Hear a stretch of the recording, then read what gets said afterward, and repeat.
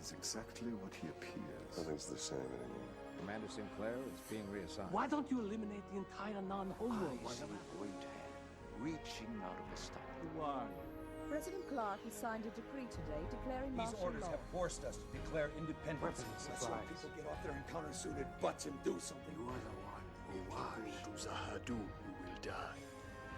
Why are you here? Do you have anything worth living for? Think of my beautiful city of flames. Giants in the playground. Get the hell out of our galaxy! We are here to place President Clark under arrest.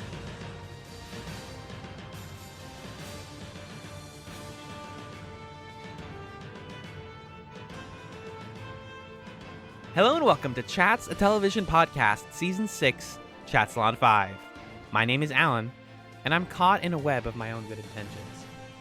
The road to hell may be paved with it, but why does it have to go through his office? It's Magellan. Hey, come step on down. You're gonna find a road to hell. I'm on the road. Do you think we should to start? hell. Do you think we should start an episode where I don't do the bit where I stammer in response to your name? Do you think maybe we should do one where I just say something? You're like a person? Yeah. Well, it's kind of like I go in like fully cocked, like I wrote this intro, and then Magellan Yeah, right. is fully improvised, like, I forgot how to say words good. Hello? Yeah. It's I'm going to say, no, you shouldn't do that because that's stammering and that, It's like, part improvisation. of our brand, right? No, Habibi, no. It's Oh, what it I actually appreciate- does is it sets us up with a really good introductory, like, discussion that's not necessarily germane to Babylon 5. Brit Jermaine. Like this, for example, which we Brit- just did. Brit Jermaine. Brit, Right. that was our mandated 2 minutes of non-related podcast talk. Actually, we could have a little bit more. Magellan, what's going on? Any stories? You know, I had a really nice day today. It was chill. It's a long weekend for me. I get Rosh Hashanah off from school, and so that means we're recording on Sunday, and it felt like a Saturday, but like a kind of Saturday that appeared out of another dimension. You know? Yeah, So it was the Saturday it's dimension. very, very pleasant. Yeah, the Saturday dimension where they keep the Saturdays. What about you? How you doing? You just got back from another state. Yeah, I was in another state, New Hampshire, aka the South of the North. I know absolutely no hate to our New Hampshire listeners. Your state is beautiful. Your trees are pretty as heck. I just got this vibe whenever I'm in like small, like rural country. I kind of like it, but then I kind of also get like a little scared. And maybe I've just seen too many movies, right? But we were in a cabin in the woods. Watch any more movies. Yeah, probably, yeah. Anyways, please check out commentary chats where we keep watching movies, and we will not stop. No, it was just like I was at a Dunkin' Donuts 2 days ago, I think, Yeah. and like everybody in there knew each other, and it was this very like Whoa. yeah, Whoa. like all the and it was like on the middle, like not the highway, but on like a very empty road, and they all knew each other, and I was like, where am I? I don't know these people. A lot of American flags, a lot of like guys riding on tractors to God knows where. I'm just like, I feel out of my element, but Wow. again, very beautiful state. And I had a good time.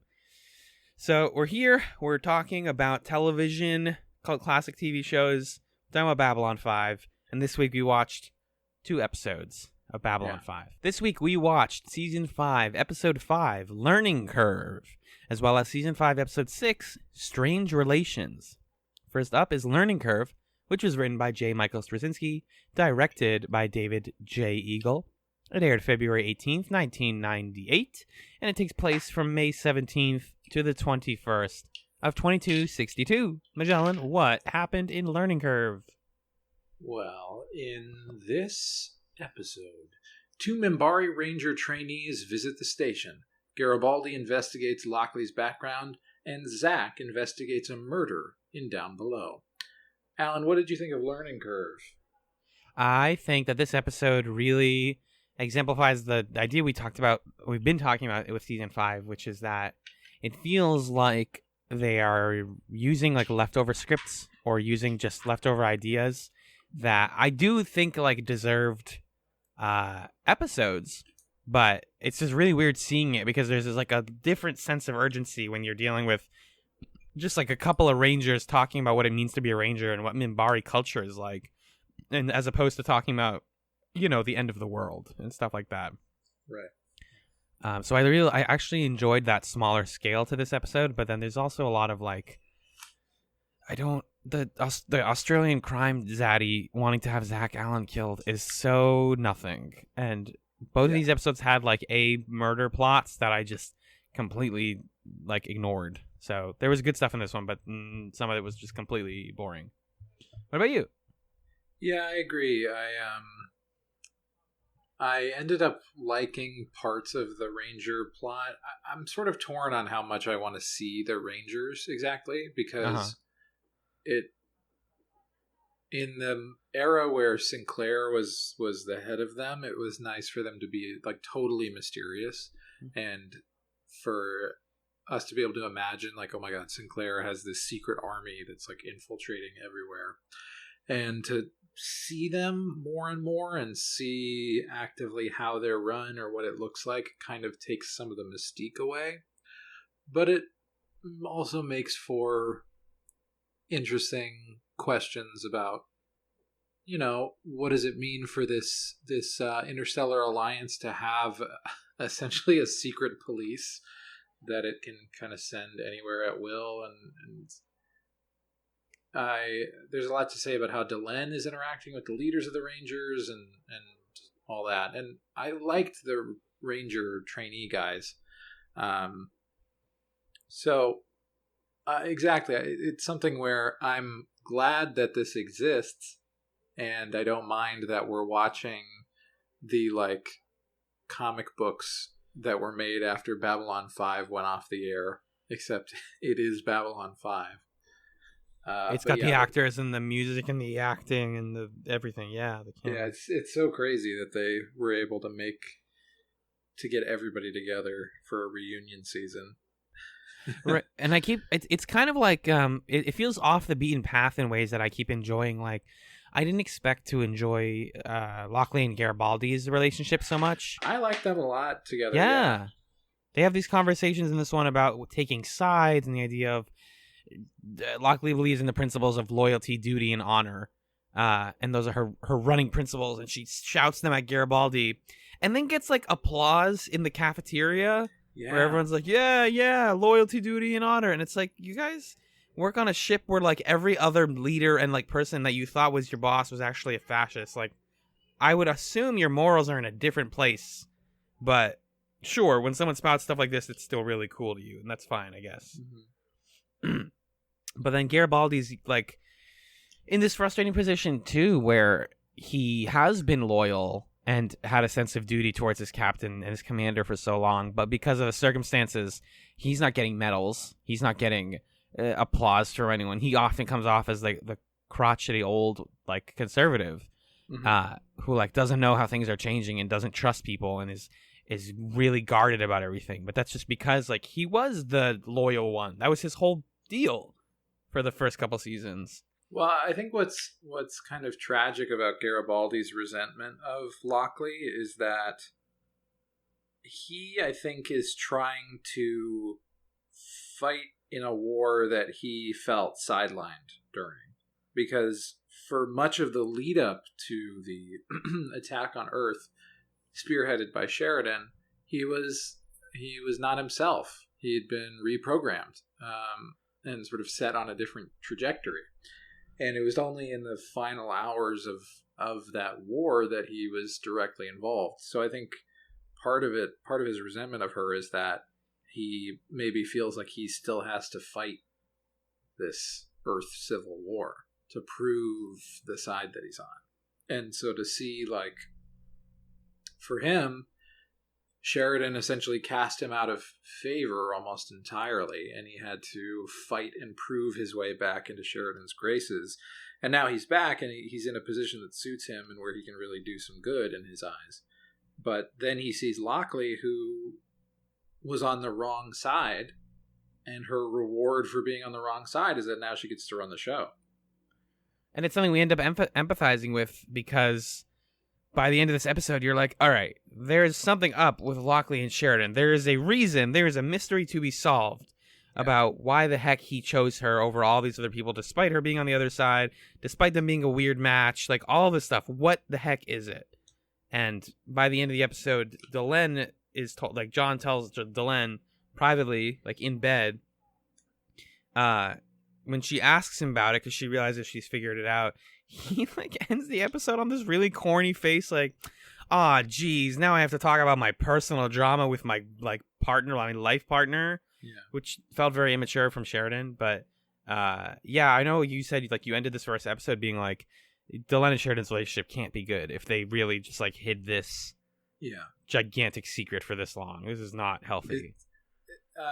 Yeah, and I want to. Does that happen in this episode? So in this episode, in this episode, in this episode they don't say it directly, right? Yes, he tells Delenn the viewer does not know it until the end of the second episode. Got it. Okay. So we don't need to get too into this now, but I just wanted to talk about how it's like the Lockley stuff is building in this one. Because I wanted to return to the Lockley Garibaldi everybody cheers for her scene in a second. But yeah, sure. The fact it is completely buck wild insane that Sheridan, it makes fine sense that Sheridan would be like, okay, in order to make Babylon 5 this transition smooth, I need to bring somebody on board who was on the side of Earth, or at least who was like a by-the-book military person who didn't join my insurrection because I'm trying to make a gesture of healing. It feels a lot like, Abraham Lincoln nominating or bringing on Andrew Johnson as his vice president. Like, look, it's the Southern dude who was on the wrong side of this, but it was in a border state that stayed or something. I don't remember exactly where Johnson was from, but like that's the vibe of picking Lockley. Mm-hmm. And then, okay, naturally, it also has to be somebody who Sheridan personally knows and trusts. Does it have to be his ex-wife? No, we were introduced to characters in the lead up to attacking Earth who were clearly this exact archetype. Like the dude who was his teacher or whatever. The one guy who was, I don't remember anybody's names, but the one guy who was head of the one ship who like took a long time to join him. Mackie. All of those characters are people who would have fit this mold. Mm-hmm. But it's TV, so making her his ex-wife is like kind of spicy and fun and fine. But if you really think about the idea that John Sheridan decided that the person to run Babylon 5 should be his ex-wife, and he didn't tell his current wife. That's the part that rubs me weird. That's the part that is like so bizarre. And also the fact that Delenn didn't know that he was married before, what was her name? Anna. She knew about Anna. The fact that he never brought up, like, oh, I was actually married another time before that. Like, they didn't have the conversation of here are the big relationships I've been in. That, everything about their relationship to me is like, what's going on here? It doesn't feel like there's a genuine trust connection. And we've hit on this before. But if he's hiding something of that magnitude, and his response to it is like, well, she says, I hope you were going to tell me eventually.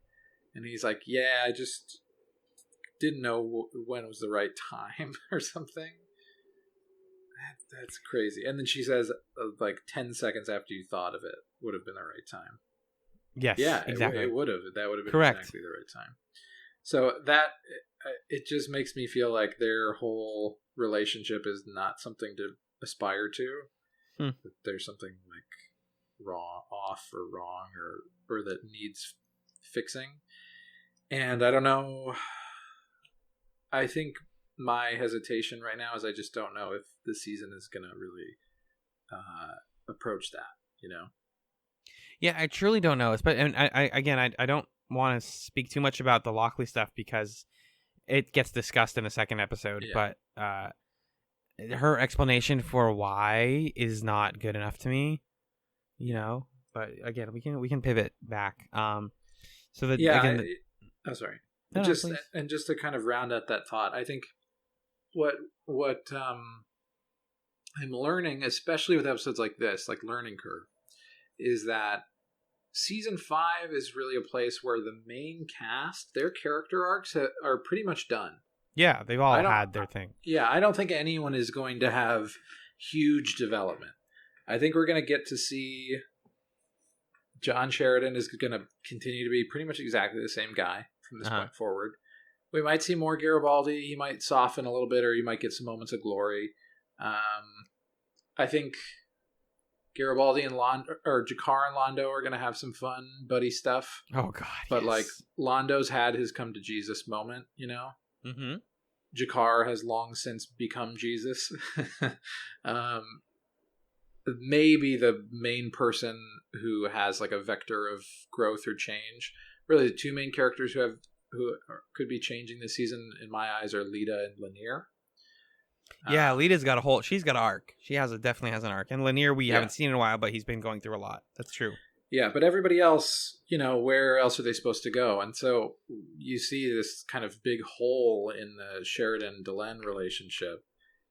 And that's something that I hope the season addresses, but I don't think it will, because I think at this point it's treating Delenn and Sheridan as like they're essentially fixed entities. We know who they are, we know what they're all about. They've had their big battles, and now they're kind of like the more hands-off heads of everything, the infinitely wise masters of the universe. And we're going to spend our time instead focusing on people like these Ranger guys who sort of have to live in the world that they've created. Yeah.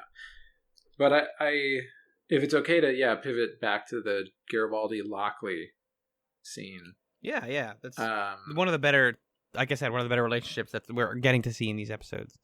I really like it, yeah, because I think what I especially liked about, or what that made that scene good to me, was that she follows it up immediately by running into Sheridan and saying like, "Oh, Garibaldi, we're having a tough time." But her interpretation of it is not like, this is a huge problem, we gotta get rid of this guy. She's not confronting Sheridan. She's just saying, this is something Garibaldi and I are gonna have to sort out. It's a very mature understanding of we're trying to figure out who each other is, and it'll get there, but right now it's like we've got to kind of negotiate our relationship. I was wondering what you thought about just going back to the part where the crew applauds her. Mm-hmm. I was wondering what you thought about, like, why are people applauding her? It definitely frustrated me a lot in the moment. Why? Just because it felt so artificial.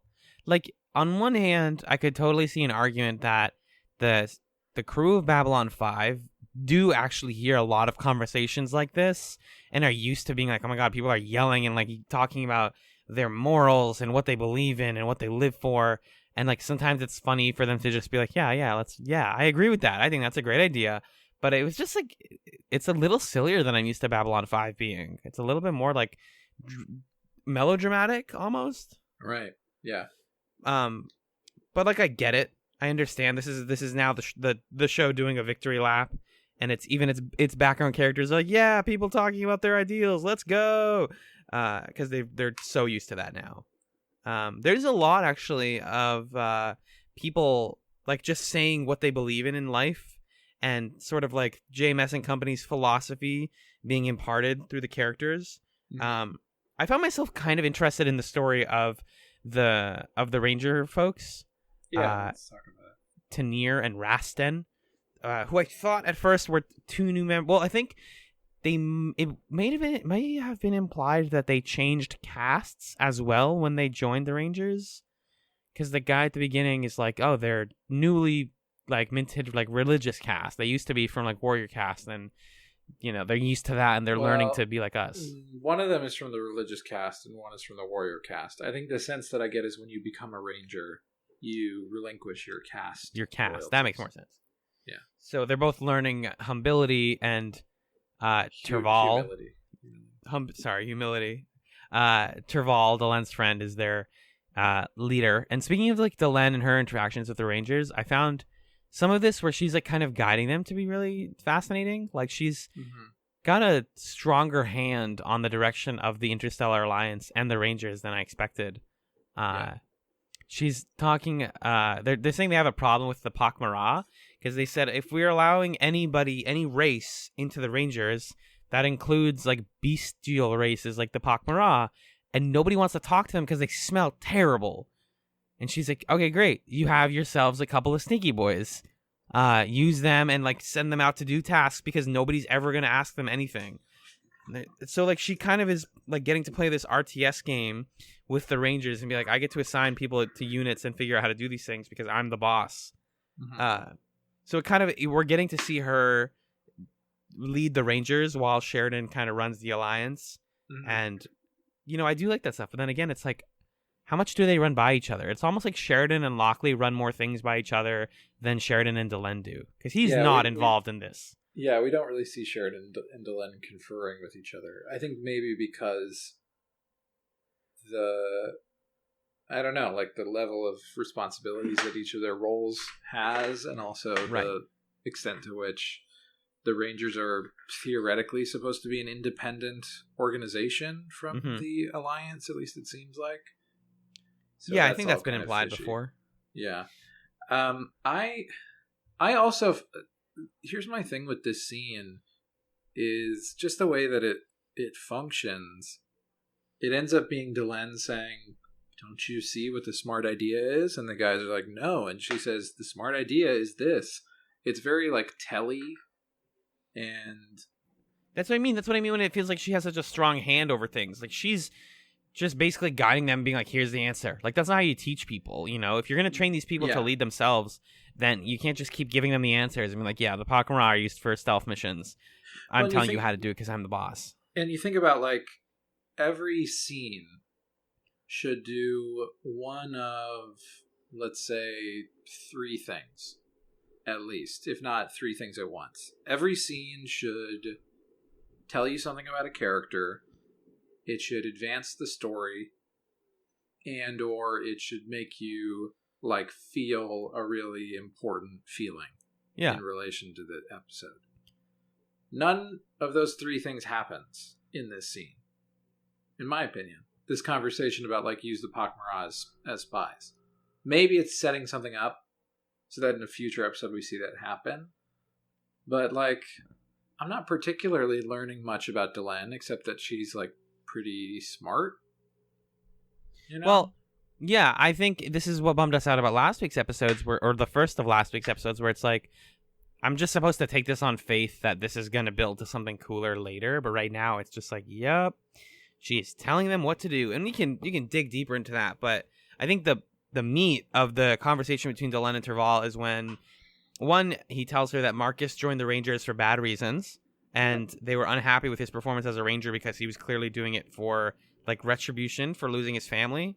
And then he's like, I also want to talk to you about something privately. Can you like shoo the boys away? And they shoo the boys away, and he's like, hey, so here's the thing about your buddy, Lanier. Yeah. He's like on a Marcus path. He's overtraining himself like he has something to prove to the world. Yeah, I loved this, by the way. Right? It's just like, it's a lot more powerful to hear people talk about a character that we know and what they've been up to than to just like get the flat. Like we were dreading like getting the cut to Lanier. Yeah, him and like with a punching bag, like during the Rocky montage. Exactly, like the training camp of Lanier becoming a Ranger. You're like, no, I don't want it. But once this guy is like, he like isn't sleeping enough, he's like barely eating, he just fucking works out all the time, and it's like he doesn't need to, but he's definitely trying to prove himself for no reason.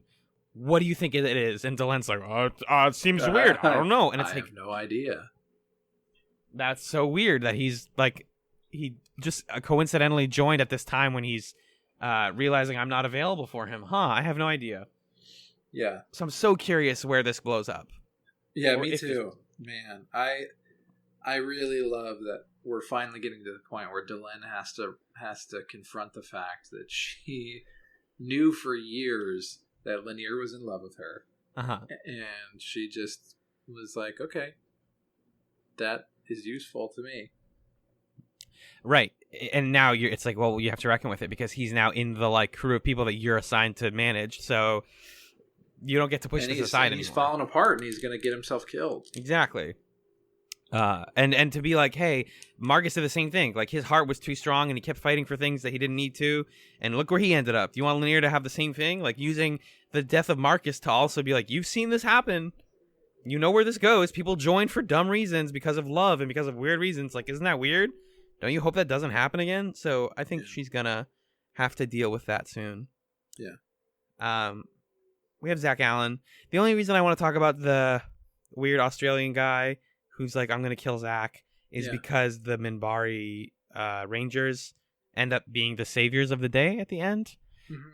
But basically, there's a woman who gives a tip to Zach about the bad guys. She's in the down below. We find out that the bad guys paid her. And as she walks away with her money, they're like, all right, finally, he's going to come in here and we're going to kill him. And she's like, wait, kill him? You didn't say you were going to do that. She yells like a fool. They take her hostage. And you're like, oh my God, they're going to kill the woman. And then Zach's going to come and they're going to kill him. And then these two Minbari Rangers who are like over here learning about like philosophy and how to not intervene, immediately intervene. And get their asses kicked. Or one of them goes in and gets his ass kicked. Mm-hmm. And he does a little bit good. I couldn't tell who was who, but correct me if I'm wrong. So at the beginning of the episode, there's the guy who like can't meditate. Right. And that's the warrior caste guy. Yeah, right? I believe that's the guy who does this. I think. I thought that was the guy who doesn't go. Oh, okay. I'm not. I'd have to do a little like reading to check that. I think that's the case. He's the guy who doesn't go. Because what we find out later, I thought this was the most compelling part of the episode. Mm-hmm. When he's talking to his master guy, and he admits that he didn't want to go because the guy was like, were you afraid of dying? He says, no, essentially, he was afraid of dying for no reason. Yes. He wants to die for a cause or for, some greater good or in service of something. Yeah. So I think it was the warrior guy who didn't go, and it was the religious caste guy who was like, we have to. So, yes, Tanir was a Minbari of the religious caste and member of the Anla Shak. Tanir is the one that goes and tries to fight, and the one who feels all the guilt. So he's the one that basically has the arc, and then it's the other guy who doesn't, who basically gets to feel really guilty. Rasten, because he doesn't help. And then, I really liked Terval's words of wisdom to them, like you were saying. No one doesn't fight like Rasten. No one bites like Rasten. No one. Right? Mm-hmm, mm-hmm. Yes, correct. What are you quoting? What is this? It's the Gaston song from. Oh, I haven't seen Beauty and the Beast. But there's an improv game where it's like a rhyming game where you have to rhyme all the words. Oh. Like, no. And you like trade off lines. That's fun. Yeah. No one fights like Gaston. No one bites like Gaston. No one smites and blights and bright. The line that I really liked, he's telling the guy about how we assign meaning to everything in our lives. Things don't make meaning. We decide what things mean. And then the quote is, in my life, I've discovered very few truths. Here is the greatest truth I know. Your death, Rasten, will have meaning if it comes while you are in the fullest pursuit of your heart. It's like, oh man, that's like such a good thing to teach Rangers, to teach people who are like a peacekeeping force is like, or even like police, it's like, you don't need to die nobly. I'm not telling you to like die a noble life. Like you don't need to sort of fight and go down in flames. Like live your life as you feel you're supposed to, and the way you die is going to be the right way to die. Like don't worry about like doing it right, because if you do it and like, follow it, you've got to surrender your ego at a certain point and understand that this is what I found kind of muddled about the Ranger plot, actually. Okay. So what ends up happening is the one, what's his name? Tristan? Turbin? There's Rasten, who doesn't fight, and then there's Trilby. I actually don't want to tell you anymore because I like what you're saying. Trixie? Transylvania? Terrence? Tanir. Tanir. what ends up happening is Tennille gets beat up by the guys. They're like, this is good as anything. Instead of killing someone, we're going to just beat him up. Yep. Which doesn't make sense, but all right. Good. And then there's this whole thing about terror that I really want to talk about that we'll talk about in a second. Oh, certainly. But basically what ends up happening is Tennille has to go fight the Australian guy in order to be a man or be a ranger. And at the end, the teacher guys are like, how do you feel? And he's like, I feel pity because this man, his name, what'd you say? No, I'm just giggling because he feels bad because this guy is a one-off extra and I might be back in another episode. Yeah, right. He says like his name is gonna disappear. He died a failure. He doesn't matter. He doesn't mean anything. And then one of the teachers says, well, what does your name belong to? Does it belong to history? And he says, no, it belongs to myself. Mm-hmm. And that moment muddles things for me, I think, because it seems like the Rangers are trying to get these recruits to commit themselves to a sort of greater good and a relinquishing of their ego. Yeah. But they're doing it in a way that actually feeds their egos. Because the message to Resten isn't like, quit worrying about dying with purpose, because that doesn't matter. Like, yeah. you could die in complete anonymity, and the thing that is important is not like your individual death, but the fact that all of these people are acting in service of the cause of the Rangers. Right. And so, like, your significance is not a matter of your own life or death, but your significance is the contribution that you've made to the greater numbers of the group. To me, that feels like that's what the message of the Rangers should be. Instead of like, don't worry, when you die, like, people will make a big deal out of it, no matter what you did. And then with Tennille, the message should be like, yeah, bud, your name also is gone. Right. Because who are you? You're just a ranger. You're part of this secret clandestine military force, and your name is also lost to history, and ultimately it's not important. But their message to him is like, hey, your name belongs to you, and like, you're gonna make the most of it, and everybody's gonna know Tennille, and it's awesome. I think the muddledness of this and the challenge of it is what I ended up liking. I landed on liking this plot because it's not as clean. It's a little bit up for interpretation. Like, how do you feel, listener to this podcast or person who watched Learning Curve back in the day, about the goals of the Rangers? Do you think it is this more stoic, like, sacrifice yourself, accept that things are going to go and move on without you and live on? Or is it this more sort of heroic, like, if you do it right, it doesn't matter what people say or think about you, because you will have achieved greatness on your own terms? Because it can kind of be both. Like, both of those, if you read them the right way, are valid philosophies and ideologies. But they do conflict in some key ways too. And I think that's... Yeah, I just don't think they're compatible. I think that's... Yeah. I mean, like, we've been both talking about The Good Place a lot lately, and cheating on The Good Place is a philosophy professor who constantly, like, has to deal with, like, the fact that the stuff he's learning is entirely contradictory. You know? So, like, this stuff doesn't always work out clean, and I think that is the most accurate to, like, real life, how people work with and study philosophy. So that actually ended up working for me, that I was like, oh yeah, that doesn't... Huh. But if people at home have a better reading of it or a different reading of it, hit me with it, please. Thank you. Then there's this weird gag here about the Len laughs at the fact that Tennille was taught to use the staff. Like, he wasn't supposed to have been taught to use that staff, but then they were like, gave him the right staff, and that's the only reason that he beat the guy, which just felt like a nothing joke, unless I misunderstood something. Yeah, she was saying, like, he was so good that he must have been... Like, they're only taught to use the staff by, like, the young teachers, by, like, the student teachers. The Magellans, yeah. Yeah, the Magellans of the world. And she was like, he used it as if he was taught by a master. So I think the implication was, before the fight, the guy was like, okay, Tennille, get over here. I need to teach you some trick moves real fast so that you don't get killed.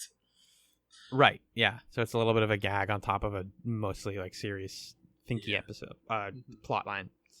But yeah, that's always a nice way to get through I think the hardest plots to get through in Babylon 5 are the ones where there's just a bad guy on the ship. Those are always my least favorite. I find them deeply boring. Yeah, he was super boring. He had no like, motivation other than like, I want to do crimes. Yeah. And I want to kill Zach because he's the new cop in town. Yeah. Which we don't even get any like Zach interiority from that, which is a bummer. Yeah, I was hoping it'd be more of a Zach versus the guy. Right. Oh man. That's kind of a bummer, a bait and switch of this plot is that they set it up as, hey, guess what? It's a Zach B plot. Or a Zach A plot, even. And then they just totally swerve, and it becomes about these random ranger dudes. Right, exactly. It's a very weird decision. And his only job is the rangers are like, clear the floor so that we can fight the guy. And he's like, okay, guys, like even in this position of power, Zach is still playing second fiddle to people. Yeah, which is funny. I was gonna say I have one more thing to say about the Lockley stuff, but I'm gonna save it because I have a couple of theories and ideas about the Lockley plotline. But before we get to that, before we talk about the second episode, we have an email this week. Oh wait, whoa! I wanted to talk real quick just about the thing in the Ranger plot that I thought was the weirdest. Oh, hit me with it, please. Is this sort of like baked in toxic masculinity of the Rangers? Oh, certainly. There's something. Are there women Rangers? There Not are. that we've seen. Not that we've seen in this. There has to have been at some point. I'm sure there must be. But maybe it's not toxic masculinity, but it's this like warrior culture thing, where Tanier was injured, and then it's like, oh, he has to go, or what is it? Lynn's talking to Franklin, maybe, and then the teachers say something in Minbari, and Franklin's like, oh, what did they say? And she said they were referring to a part of the Ranger training that translates to the terror. Dun, dun, dun, dun. Oh, yeah. Yeah, and so it's this whole thing of like they've scared him, and now he has to beat the shit out of them so that he's not scared anymore. To get through his fear. And if he can't do it, he's gonna die. It's this classic mixing up of like spirituality and like sacrificing the self with like becoming the best man, which is something I've actually seen a lot in plots like this. That's why I was like, oh man, come on, the terror, get out of here. I just thought it was weird. And I agree. And like coupled with the from last week, Delenn talking about like terrorizing people. Delenn's just there's a lot of like fear and terror talk among the Minbari. That's really strange.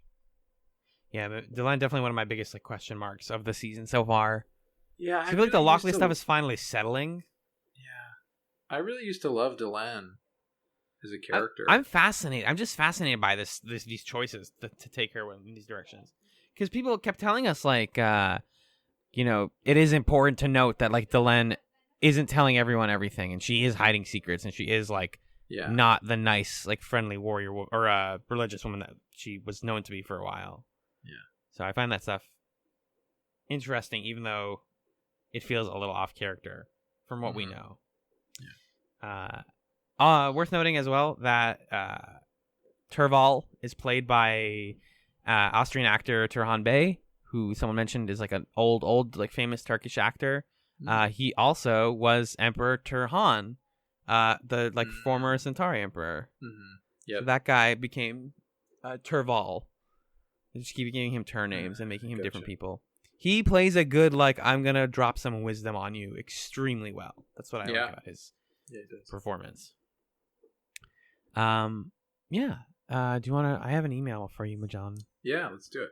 Listener Nick says regarding episode 54 of our podcast, the Paragon of Animals isn't bad, but it does more work to set things up for later. See, that's exactly what we were talking about. That definitely feels like a setup-y episode. In some ways, coming off season 4, where it was all meat without the fat, now getting a chunk of fat again seems odd, maybe. FYI, the actor playing Byron previously played the Grey Council member that figured a grieving Delenn was the best time to ask if she votes for war or not. That's cool. I feel like the guy who plays Byron would be would be better as a Minbari almost. Yeah. 'Cause he has that quiet stare. That's so iconic of them.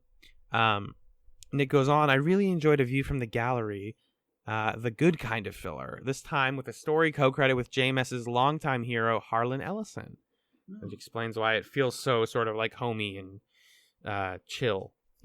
Harlan Ellison, short story writer. I think this might... it concludes, I think this might be the first time that two characters of color have ever talked to each other on screen since the invention of TV. I'm not 100% though, but I appreciate the fact check. Thank you, Nick. We finally got it. Someone eventually is going to be like, actually, fuck you guys. That's a weirdly racist joke, and I'm going to be so sad. I mean, it's, people are going to... I'm glad that people nitpicked us on, like, saying that kept being the first time. But, we still should acknowledge that it is very rare. Yes. Especially on the show. That was like one of the first things I noticed was like, wow, there's like a person of color in the main cast, and that's it. And it's not a big deal. It was the 90s. What can you say, unfortunately? Do better is what you can say. Well, John, it sounds like we should come right back after this brief musical break so that we can discuss Strange Relations. Yeah, let's do it.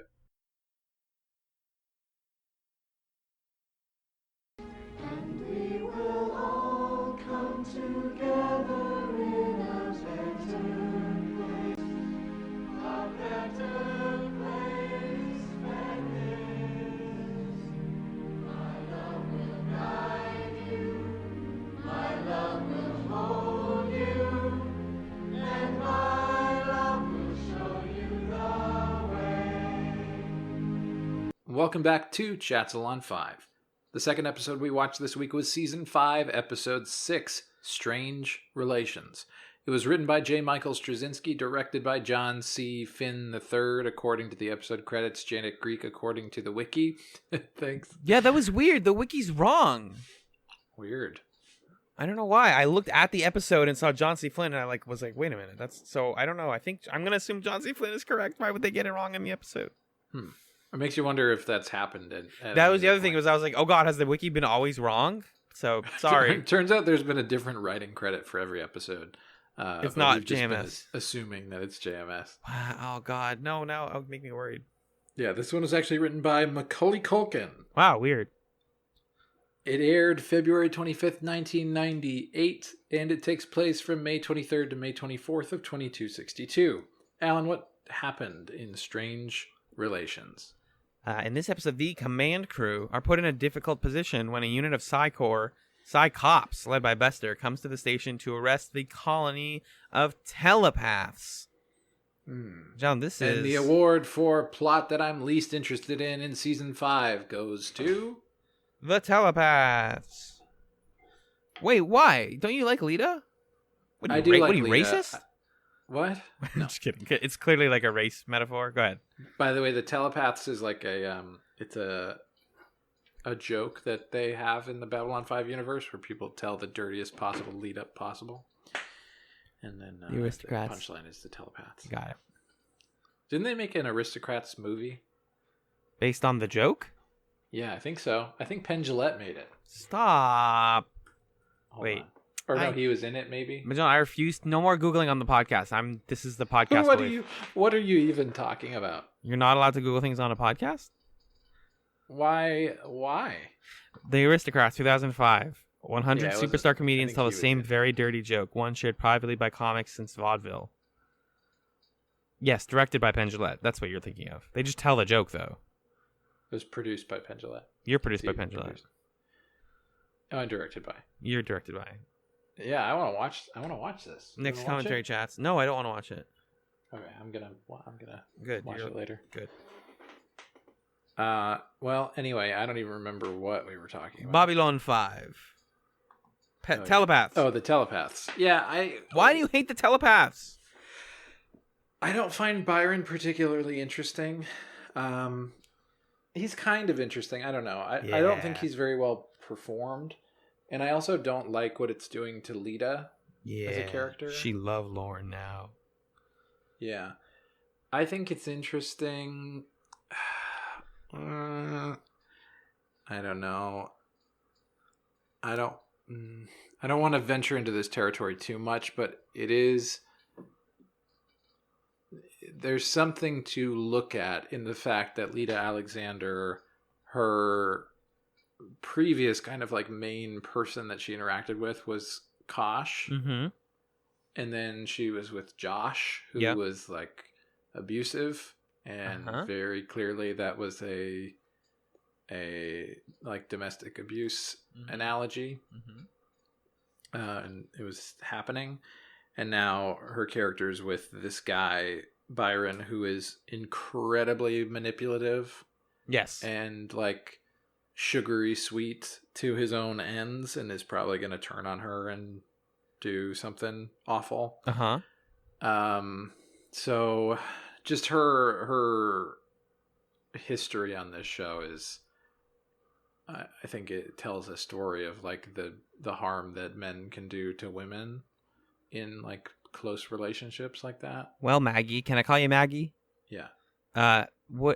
That is probably what's going to happen. It's very likely that Byron is going to turn heel at some point, or we're going to more likely realize is that his method of reaching the goals is too harsh or too dangerous to actually like be safe. Because that last scene, depending on how you think about it, is either like really nice or really, really scary.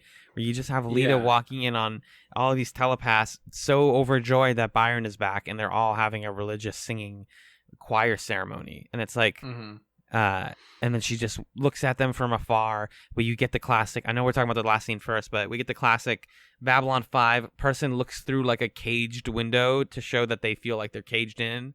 And she says, "I don't need this cage," and goes past it, goes inside, and talks to him. He kisses her multiple times this episode without asking her. They're doing that. Yes, they're doing that. Is that bad? Yeah, I think it's repetitive. I think like we can do more with Lita than make her the victim of like shitty men. She can be her own person, but maybe that's what this plot is about getting to.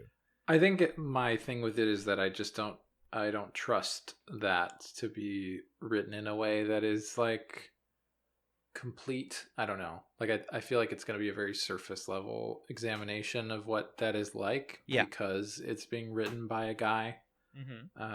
But maybe that isn't giving JMS enough credit. I don't know. I don't know. I want to see her with more. I guess she does have agency.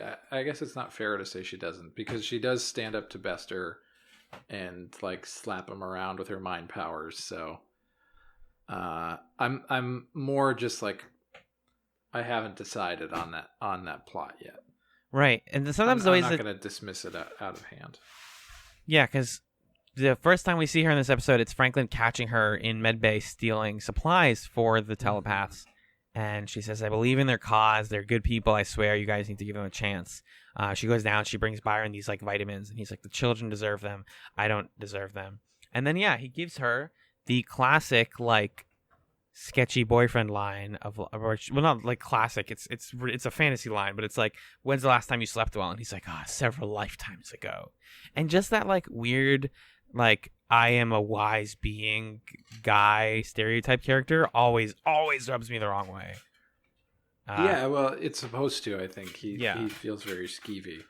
His response to her question is like, "I used to be a coppersmith, and I was deeply in love, and she broke my heart, and now I'm in love." She's with like, you. "I asked you when you slept well," and you're like, "I lived multiple lifetimes as a man with a beautiful woman," and she's like, "Sir, this is a Wendy's." Like, yeah, right. When she's like trying to figure out what's going on, where the telepaths are coming from, he goes, "Take down the walls. The mundanes have forced us to feel inside." And it's like, he is such a, not megalomaniac, I can't think of what the word is, but just this like powerful orator whose like goal is to force people into action. And he's it's like very a scary. cult leader kind of guy. Totally. It ends up feeling very culty, which makes this Bester stuff all the more complicated. I've said like, special guest Walter Koenig is often like bums me out, but now that we've seen Bester do so much, and like knowing that Garibaldi's back on the station, I was like, oh man, okay, sure, Bester coming back, like we got a plot already. We don't even need to know what he's here for. It's not like like usually the thing that bums me out, that annoys me with Bester plots, is he comes on and you're like, what's going to be the thing this time? We're going to spend 30 minutes thinking it's one thing, and then at the end he's going to say, actually, you're foolish, it was another thing. In this one, it's like, no, before he even talks, I know why he's there. Yeah. He knows the telepaths are there, and he's trying to find a legal way to take them back to Earth. Mm-hmm. We see Lockley enjoying a drink with Bester and laughing at his joke about a philosopher, and Garibaldi hears from this random fucking dude who's like, yeah, Garibaldi, I'm not supposed to tell you this. And he's like, what? You can tell me. And he's like, I really shouldn't tell you this. And it's like, why did you come in the room? Come on, please.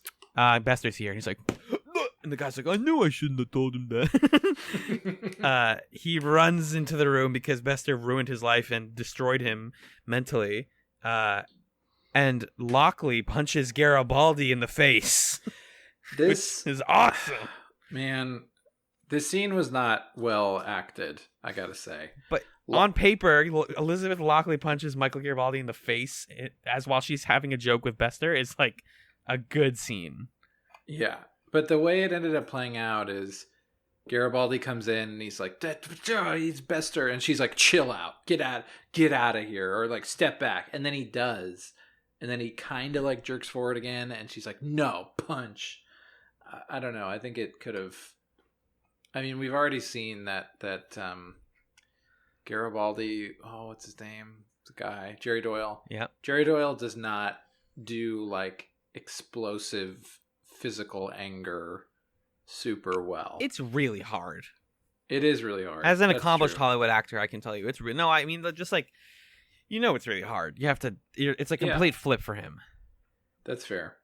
But I agree, it's a little wonky of a scene. But it makes it hard to buy later when she's like, Sheridan, he came in, man, he was off the wall. He was trying to start a fight. He was throwing his fists around. I don't know. And so, like, speaking of weird characterization, just to crank forward, she talks to Sheridan later about what's going on with like Bester on the ship and how everybody's conflicted and everything that Sheridan has started has led to conflict. And then, like, to me, very out of character for Sheridan, he's like, man, Lockley, I'm caught in a web of my own good intentions. The line yeah, it's so cheesy. What are you saying? Like, you were a military guy. You know that you have to make bad, like, hard decisions. And then they have the road to hell's paved with it. I know, but why does it have to go through my office? It's like so yeah. There's a lot of goofy lines. Lockley especially gets a ton of goofy dialogue. Oh yeah, I feel like oh my god, the part where Garibaldi's like mad in his cell, and then she's talking to Zach Allen, I think. And then she's like, why does everybody on the ship want to come in and start a fight in people's office? And Garibaldi's yelling. She's like, I'm gonna go. Where are you going? I'm gonna go fight Mr. Garibaldi or whatever. And then she's like, I've learned here that if you can't join him, beat him. Yeah, so stop. Silly. And like, dude, Lockley gets so many. This is a really wacky episode. As I'm looking through right now, she gets a ton of wacky lines. Doesn't she start the episode in a ship examining the explosion? And she's like, "Hey, Mr. Intern, you want me to tell everybody about what we found in your room? You know, the thing with the big... your dirty pictures in your locker. You nasty dirty boy." What? Tracy Scoggins delivers it really well. I think she is doing her best with it, but I think she's kind of shaky. It also is that the lines are just dumb. Yes, absolutely. Like they're like Law and Order lines. Yeah. That's what she's getting. If this was Olivia Benson in the role, I think that she'd be knocking it out of the park because she spent the last 25 years of her life or whatever doing exactly this. Tracy Scoggins doing it is like, you're doing fine. You were on Superman. It's clearly like you're doing. It feels like she's kind of doing like a Law and Order impression a little bit. Yeah, for sure. Which is why I want to see more of Lockley's interiority, and why I actually really enjoy. I enjoy the scenes where she's talking to Garibaldi, and I enjoy the scenes where she's talking to Sheridan, because it feels like she's the most real. Because with Garibaldi, she's like, I'm mad at you, but like actually we could be best friends. And with Sheridan, there's like something really interesting again, it's completely buck the fuck wild Fuck the fuck. Okay. that he brought his ex-wife to run Babylon 5. That's still crazy. Mm-hmm. But it then adds this little piece in the scenes that they have together, especially starting here in this episode. And really in the last episode, in the moment where she says to Delenn, "Oh, that's not like him." And that's what made Delenn go, "What's going on there?" But in this episode, when they're having the exchange about, she says, "Look, Bester's here. I've got to follow protocol." And Sheridan says, "I need you to protect the telepaths, blah, blah, blah." And there's kind of this charge of like, they're into each other. Of Garibaldi and... No. Of Sheridan and Lockley. Oh, yeah. There's a sexual chemistry happening. Yeah, well, so we can talk... I think this is probably the time to talk about this. Yeah. But the reveal being that not only is... did they used to be married, but they were married right out of college and for 3 months. Right. So as people who are relatively new out of college, wow. Or like out of military school, I guess, in their case. Yeah, it was like a wildly impulsive, passionate thing, which creates this possibility for those feelings to like emerge again. Yes. And she says the reason we broke up was because we're both tops and neither of us wanted to be the bottom in bed sexually. Right. We're both extremely domineering and no one wanted to ever give up. So we broke up. And then it's like, okay, so then he asks her like, why? So then answer my question. Like, why did he hire you? And she's like, because it's a good look. It's going to test him in interesting ways. And we're going to, who can he trust better than this person that he had a like stable relationship with for a little while? It's like a lot of people. Yeah, there are quite a few other people. He knows quite a few people. So it wasn't a satisfying answer for me because when you texted me after the first one being like, not Magellan, that's your name. Sheridan and like Delenn's relationship is bad. I always take umbrage with like objective statements like that because I'm like, we didn't watch the second episode yet. Like we don't know yet. And then I watched it and I was like, no, yeah. Like this is a mess. Delenn and Sheridan are a mess. Lockley and Sheridan being ex-married people is a mess. Like, what? They're not. This is not going to go well. Sheridan is putting Delenn in like a really embarrassing situation, where he brings Lockley on and doesn't tell Delenn the situation. Yeah, but Lockley knows. Right. So there's this shared secret that Sheridan and Lockley have, and shared secrets are inherently intimate.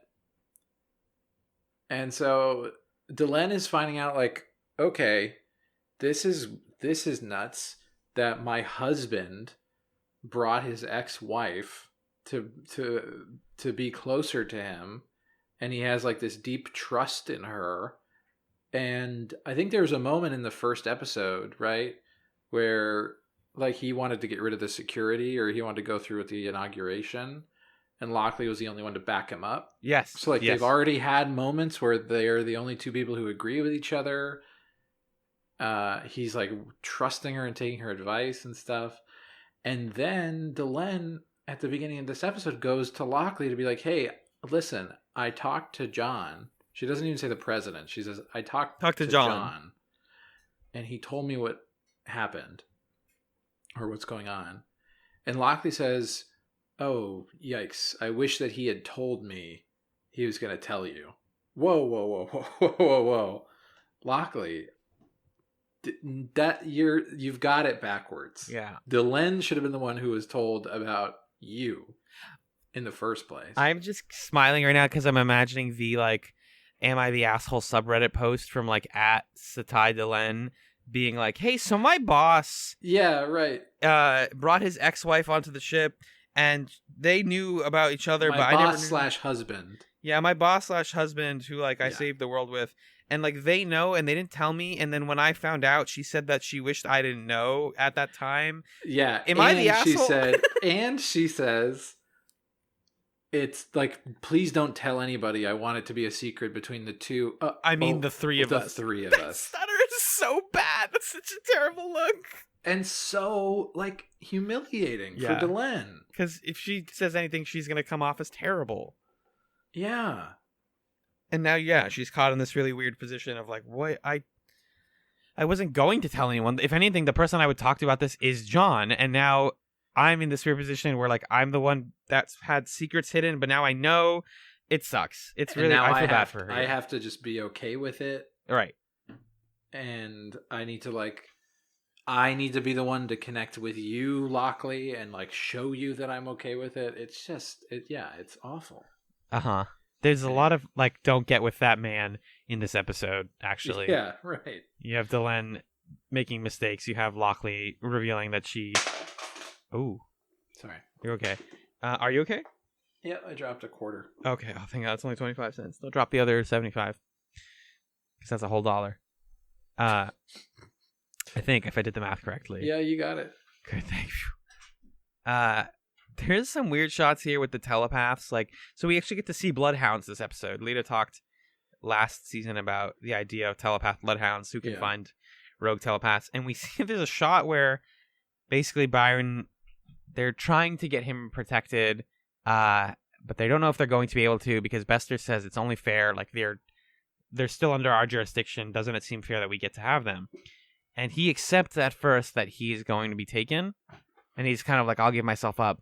And there's a scene where, like, there are two bloodhound guys literally physically running at him in a hallway. Yeah. Like, they're dogs. Like, they're bloodhounds, but they're dudes. And he's just like... But they also have psychic powers. Right. And it's like, just use psychic powers with each other? Yeah. And there's another scene where Lita sees Bester, and, like, it seems like she's snapping a bunch of dudes' necks with her telekinesis. Mm-hmm. And then she's, like, sweating, and Bester is like, how many of those can you do? Like, I can bring more dudes on here, but you don't have all the energy in the world, so, like, don't bother trying to kill my dude. He doesn't, but what you learn is that she's not snapping their necks, she's just making them think that their neck hurts or something. Like, the way he words it is like, she didn't actually do anything serious to them. She just scared them, basically.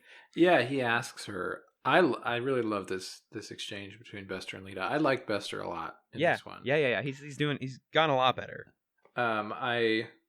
Seeing Bester trying to be evil but being limited by bureaucracy is fantastic. Very satisfying. Yes. What he says to her is, "Oh, was that really telekinesis, or did you just, like, send signals to their nerve endings to make them feel like they'd been slapped?" Yes, exactly. Right. Which is a cool question. And he's like, I can always bring you more. I can always bring more people. So she's worried. She tells Byron, "You guys need to get off of here. Get the hell out of Dodge." This is all hand waved away at the end when the one, like, the Deus Ex Machina in other shows is like a big gun or like a person comes on or a literal god. On Babylon 5, on Babylon 5, the Deus Ex Machina is paperwork. It's subsection 1A-346 of the medical law. Right. Lockley is the one who's like, actually, telepaths need to be quarantined. Like, people who are on one planet need to be quarantined for 60 days. So you can't touch them or take them anywhere for 60 days.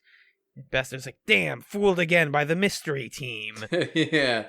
He's like, but I'll be back in 60 days, approximately the end of the season. Yeah. And then she brings Byron back to the telepaths, and he individually hugs every single person, which is like, really, he's such a cult leader, dude. It's so blatant. Yeah. And we get this dumb gag. Speaking of, like, the other side of, like, weird bureaucracy, where Lockley's like, man, a job well done. I beat Bester once again. Man, I feel like I forgot something. Calls the guy's like, Commander? And she's like, what's up? Garibaldi's gonna murder me and shank everyone in this prison. She's like, oh shoot, I forgot to free Garibaldi. I gotta tell you, I knew that gag was coming from the moment that she put him in the jail. Or at least the moment she visited him. And he was like, okay, I'll stay here. I knew there was gonna be a gag where she forgot that he was there. And I still thought it was funny. Right. It's a good gag, especially because she, like, realizes it and then goes like, free him, and then just, like, takes a big drink from her cup, like, Yeah. No, that's all right. I really adored the moment where she's talking to Garibaldi in his cell about what's going on, and she tells him about her and John, and his reaction is like, oh wow, whoa, boy, yikes, didn't know about that. Ooh, how many wives does this guy have? Wow, shit. Yeah, he does say how many wives does this guy have, because this is Yeah. now the gag, is that every captain on Babylon 5 has all the wives. It's Wife City out here. It's I love Garibaldi learning all this stuff. He's actually a really did you drop another quarter? Same one. Okay, so we're not up to 50 cents now. No, I only have the 1 quarter. Okay. Oh. It's not enough to buy chicken nuggets, my friend. No, I just think Garibaldi's a good conduit for learning about mysteries. I've always thought that. But honestly, this is just a really wacky episode, and I liked a lot about it. There's some other plot details just to note so that we remember them for later. Speaking some like table we said, setting of main characters. Exactly. Delenn speaks to Franklin and says, "I'm not telling you to leave your job. I'm telling you to defer your duties to someone else so that you can join me in the Alliance and help us figure out how cross-pollination of diseases." Cross-pollination is the wrong word. Cross-contamination of different races happens. Because if all the races are going to work together, they're going to get each other sick, and no one has any research on that. So, come be a researcher, basically. And he has no qualms about it. He's like, hell yeah, sign me up. Which I guess is an interesting place to take Franklin. Yeah, I like it. I kind of expected him to have misgivings about it. Same. He was so quick to say yeah. I was relieved that he said yes so quickly. And I loved the moment where he's telling Lockley, hey, I just thought I'd clear this with you. I was really scared she would say no. Oh, that she would be like, no, you can't leave? Yeah. That would be funny. Because he said, hey, they're going to let me do this thing, but I just thought, boss, I should tell you about it.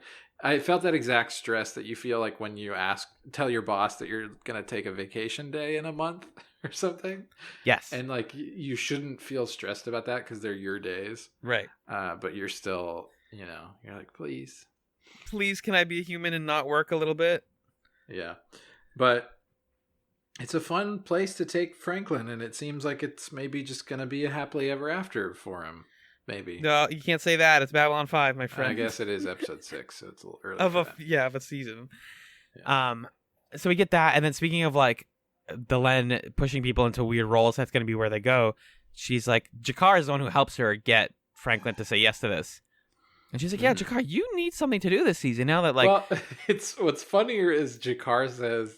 He says that. He basically says, I feel like I'm not doing enough. Yeah. She's like, oh, I can give you work, bud. I need a season arc, Delenn. And she's just doling out plots. So she's like, hey, Londo has to go back to Centauri Prime to become emperor. He's dealing with how much of a big deal that is for him at the beginning of this episode. And oh man, the guy before me got killed and all this stuff. I hope I don't get killed. I'm really living my life. You know who he needs is his best friend in the whole world. You should go be his bodyguard. Mm-hmm. And he's like, ha ha ha, Malari. Malari. A Narn in the Centauri throne room? That's hilarious. And she's like, it's hilarious and you're doing it. Because it's a good thing that they'll see a Narn and normalize seeing you guys around. So do it. It'll be great. I'm so happy that this is happening, Magellan. I'm thrilled. I'm absolutely thrilled. I mean, and we knew it was going to happen because we've seen that future, and it's still thrilling. Yep. You're like, oh, that's how we're getting there? Oh, it's just Delenn decided? Yeah. Wouldn't it be cool if you hung out with him? Yes, it would, Delenn. You're correct. I want this. And, of course, that creates delightful little character exchanges at the end when Londo says he wants the aisle seat and Jakar says that he needs it to guard Londo. Yeah, from assassinations. This is perfect. It's gonna be fantastic. I hope we get at least an episode of them having fun with that before it goes terribly. Shit hits the fan. Yeah, because clearly we're gonna get the bad future. Of course. Who do you think was trying to kill Londo? Because someone bombed his transport that he was supposed to be on. That's what the reveal was. Yeah, is that the bomb at the beginning of the episode that everyone's examining that leads to everything else is said it's being sent on Londo's ship. Who could it be? The Drock, maybe? Maybe that's how we transition it to that. Yeah, but it seems Like, why do they want to kill him? Yeah, why would they want to kill him? I don't really know. Maybe it's like Rifa's family. Oh my god, the most season 5 thing in the world. It'd be like Rifa's nephew. Yes. Who's like a cool punk rock Centauri guy. Or what's the cool guy? What's the guy who was emperor but it was like the Mad King and he died? Yeah. That guy. No, the guy you like. Cartaja. Like Cartaja's brother. Yeah, Bartaja. You're right. And he's just like, I also want the throne. With a handlebar mustache. Oh my god. I want it. This is the potential energy that season 5 can provide that I deeply enjoy. Yep. Yeah, really any sort of dumb thing could happen. It's truly magical. This is a special season of television. Yeah, so that's what we had this week. Majan, do you know what we're watching next week on Chatzylon 5? Oh, speaking of any dumb thing could happen, I am so excited. Really? I am so excited for next week. Oh boy. You know why I'm excited. Am I? Do I? Oh my god, yes! Yeah. We're finally here! Oh my god. Apparently both of these are great. The greatest moment of my life. Okay, so next week we're watching the next 2 episodes of Season 5. First, Season 5, Episode 7, Secrets of the Soul. A telepath is assaulted and the others vow revenge. Okay. I've actually heard that one is one of the best Lita episodes. So. Oh, cool. Yep. And then Season 5, Episode 8. The Holy Grail of Chat's episodes. Day of the Dead. A comedy team, parentheses, comedic magicians, Penn and Teller. Yeah! Visits Babylon 5. So the Day of the Dead, this is like the episode. I just want people to understand for context. I'm so sorry. Go sure. But I just want people to understand for context. Every night before I go to sleep, I watch clips from Penn and Teller's Fool Us in bed. Yeah. Penn and Teller are like an essential part of my life right now. Right. And have been for a while. So this is really very exciting. As you discovered you were and then were not a libertarian, as you got into podcasting, as you got into magic, they've just been there hand in hand for so long. And now we get to watch the comedians finally show their faces. Things I know about Day of the Dead. Dead people come back. Neil Gaiman wrote this episode. Neil Gaiman wrote it, yep. Which is interesting. And Penn and Teller in this episode, which... that's it. I'm good. I'm happy. I'm excited. That sounds fantastic. Icons. So that is something. This feels like the episode. My sense is that if I were a listener of a Babylon 5 podcast and they made an open call for people to co-host episodes, I feel like my sense is that this is the one that I would request. I was totally thinking that. I'm like surprised nobody wanted this one. Maybe they just want to hear us melt. Maybe we should also remind people that any time between now and the end of Season 5, if you would like to guest on an episode of Chatzylon 5 before we're all done, you are completely welcome to. There's really no vetting process, nothing. Just say, hey, I want to do it, and we'll say, okay, let's do it. Our only stipulation is you cannot be on the finale, but that's it. Yes. Don't we have... Or for the kids. We have one coming up. We have one coming up. But we've got a lot of episodes between now and then if people want to hop on. And then if for some reason you have a wild hair and you want to get on for Crusade, sure. Yeah. God, please be on Crusade with us, please. Yeah. Help us through that process. Excellent. Let's take it to the zone of plugs. Let's do it. You can't have wacky episodes like this if you don't also Can I do them? Yeah, please go for it. All right. If you would like to get in contact with us, send us some emails perhaps. If you have feedback or if you want to be on an episode or if you have questions or comments or you just want to send us things that are funny, whatever it is, you can email us at chatspod@gmail.com. You can also get in contact with us on Twitter at Chatspod. Both of those are spelled CHATZPOD. Please rate us on iTunes and subscribe on your podcast app of choice. 5-star ratings help for people to find us, and it helps us feel better about ourselves. So it's a win-win. If you would like to support the show and also get a little bang for that buck, you can back us over on Patreon at patreon.com/chatspod. Again, CHATZPOD.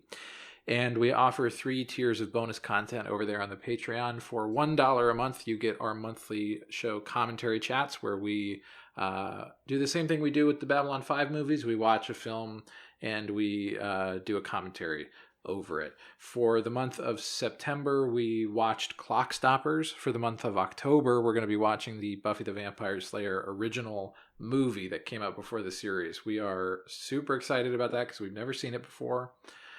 Buffy is like foundational to this modern chapter of our friendship. And so it's going to be a big moment. For $3 a month, you can listen to Chats Nights, which is our bi-weekly bonus hangout show. The most recent episode of Chats Nights that came out yesterday, or 2 days ago, maybe, when you're listening to this past weekend, featured my mom, who is a regular commenter on the Patreon.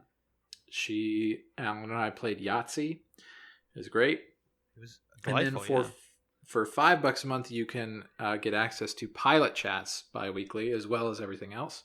In Pilot Chats, we are trying out new shows to see what we should watch after Babylon 5. So that one people have been having fun with, and you can suggest things for us to watch, and we'll watch as much of it as we can. We've gotten tons of suggestions, and we have ideas of our own, so we're really excited about doing more of that.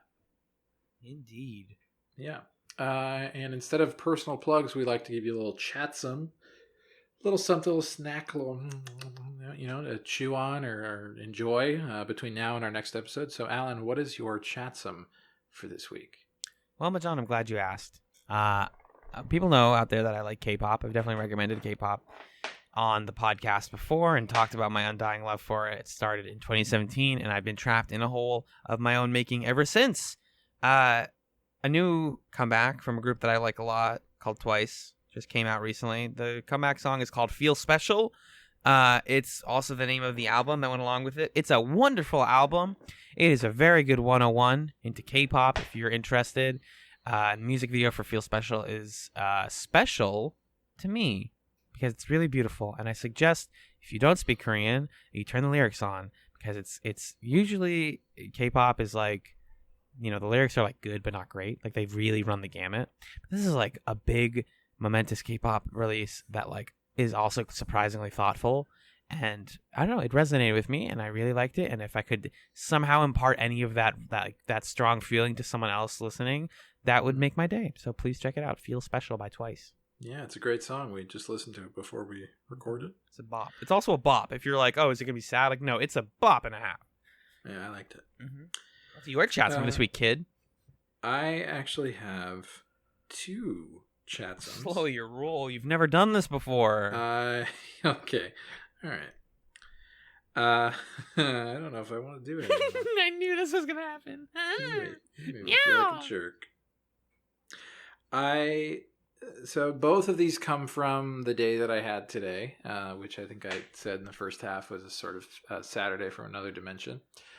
I went to, there's a bookstore that's not in my neighborhood, but it's, somewhere nearby in Brooklyn, maybe like a 30-minute walk or something, 15 minutes on the train. It's a used bookstore, or new/used bookstore. But I'll just name, it's called Unnameable Books. If you're in New York and you want to check it out, it's a cute little kind of hole in the wall place. And it was my second time going there. And what I'm discovering is that buying used books can be really fun. Indeed. And I recommend buying used books. Now, part of the reason is, it's less expensive to buy a book used as opposed to new. Part of it is that maybe it's more environmentally friendly or sustainable. If those books are already out there, we should be just buying the ones that exist. Those aren't the reasons that I'm doing it. 2 reasons that I'm interested in it. One is you might just find books that are out of print or that people don't really stock. But the other thing that I found really delightful today is I was looking at some of the used poetry books, and I grabbed a copy of Ezra Pound's Cantos, which I had been meaning to buy at some point, and I've like added to Amazon carts and taken off the cart and thought about it a couple times. And when I opened it, what I found is that whoever had previously owned the book had started the process of turning the cantos into blackout poems. Whoa. Yeah. So like the title in the front and then a couple of the poems had been scribbled out with pen so that only a few of the words were there. Mm-hmm. And it's this really cool thing where like, it's not just that I'm reading Ezra Pound's cantos, but I'm seeing somebody interact with them and try to make meaning out of them. And I don't know, it's really cool to stumble upon that. And then the other thing is I bought a copy of this poetry book called Horse Latitudes by, I can't remember the guy's name now. Muldoon is his last name. And I was flipping through and I saw that somebody had cut out one of the titles of one of the poems from the book. Paul Muldoon. Paul Muldoon, thank you. Yeah. And the title was like, "Why Aren't They Speaking French?" or something like that. Oh. So it just makes you think like, why aren't they speaking French? No. Someone had taken a penknife or something and carved it out because there were still etchings of the rectangle on the pages afterwards. Uh-huh. So it's just like, who was this person who like cut this title off of this page, and what did they put it in a collage or something? I don't know. I really like that. So go to used bookstores and just flip through and find somebody interacting with a book and like buy it and keep it and interact with it and get rid of it and keep the process going. Yeah, I definitely am a proponent of paying it forward in all things. You know, yeah. If you buy a book and it's new and you want to give it back used, you mark up your books. That's one of the benefits of having physical books. Mm-hmm. The closest thing Amazon has with like Kindle books is that you can see what other people highlighted, and you kind of get that similar sensation of like, that's cool.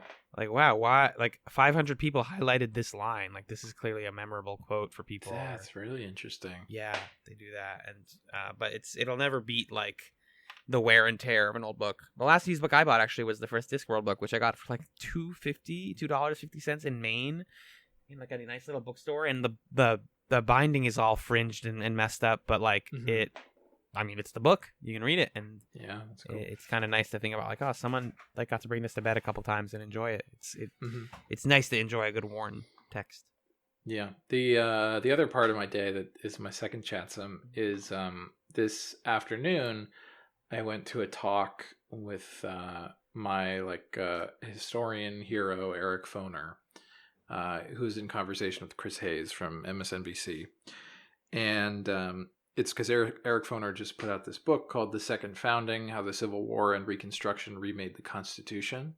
And it's pretty lightweight kind of overview or historical run-through of the creation of the 13th, 14th, and 15th Amendments. And I just, it was great. I really liked seeing him in person and seeing him talk about Reconstruction. And it was kind of like a, check on the bucket list of, okay, he signed my book, and I got to talk to Eric Foner, and I got really nervous and tongue-tied and stumbled over myself, and I didn't say what I wanted to say, but it was great. And if you don't know who he is, you should check out some articles by him, and you should consider buying his book. What is the book called again? It's called Second Founding. Oh. Yeah, how the Civil War and the Constitution, or Civil War and Reconstruction remade the Constitution, something like that. Excellent. Yeah. Excellent. Yeah. Thank you, Magellan, for being with me, as always, joining me in this space. And thank you, dear listener, for listening to this episode of Chatzylon 5. Peace.